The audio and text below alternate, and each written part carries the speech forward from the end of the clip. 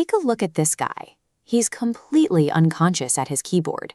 Have you ever been fully focused on an activity when something sudden happened to stop you in your tracks?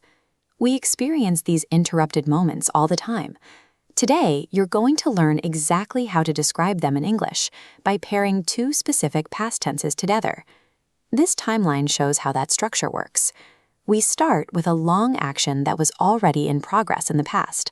Then, a sudden, shorter action strikes. It interrupts that longer background action. To build this in a sentence, we map a specific tense to each part of the timeline. The long, continuous action gets the past continuous, using was or were plus an ing verb. The short interruption gets the simple past. Together, it looks like this. I was watching a movie, but I fell asleep. Thinking about this timeline helps you organize your thoughts. It allows you to build dynamic stories about the past without confusing your listener about what happened first. To link these two actions into one fluid sentence, we use specific trigger words that tell the listener how the events relate.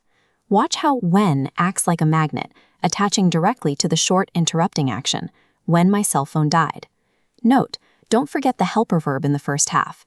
Many drop was or were, but that auxiliary verb is required. Our second linking word is while. You use this when you want to put the focus on that long background action right at the start of your sentence. Notice how the structure shifts. Now, while acts as a magnet for the long action. While I was shopping one day, a celebrity walked into the store. Here is the golden rule for your sentence construction. When sits next to the simple past, and while sits next to the past continuous. Let's try it out. We'll test these rules with a real-life scenario about a snowboarding accident. Look at this sentence. Scan the text for the trigger word when to determine which action belongs where.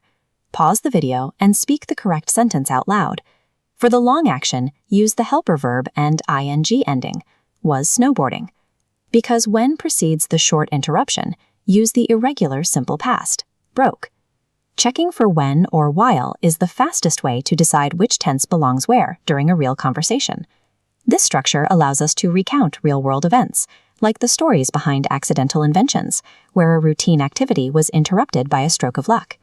In 1905, an 11-year-old boy named Frank Epperson accidentally invented the Popsicle this way. Let's apply Frank's story to the timeline. We have the long action of mixing the soda and the interruption of leaving it outside. Using our when rule one final time, the correct sentence is, Frank was mixing soda when he left it outside. This graphic gives you your final summary.